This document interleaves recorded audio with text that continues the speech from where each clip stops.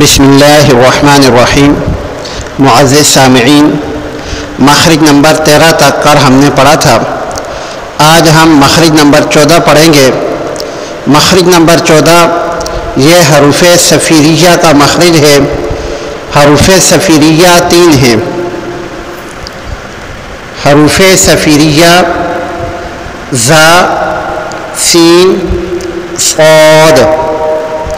مخرج نمبر 14 زبان کی نوک سے جب اوپر نیچے کے اگلے دونوں دانت آپس میں ملیں تو اس سے ذا، سین، صاد ادا ہوتے ہیں۔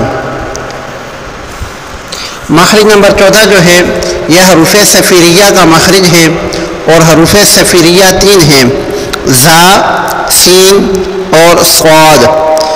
یہ ثنایا جو بالکل سامنے والے 2 دانت ہیں، ثنایا علیا بھی یعنی اوپر کے 2 سامنے والے دانت، اور ثنایا سفلا یعنی نیچے والے 2 سامنے والے دانت، یہ چاروں دانت زبان کی نوک سے جب لگتے ہیں تو اس سے یہ 3 حرف ادا ہوتے ہیں۔ یہ ساتھ تصویر بنی ہوئی ہے، میں آپ کو تصویر سے سمجھا دیتا ہوں کہ یہ جو ہے یہ اور یہ دونوں دانت ثنایا علیا ہے، یہ اور یہ دونوں دانت ثنایا سفلا ہے۔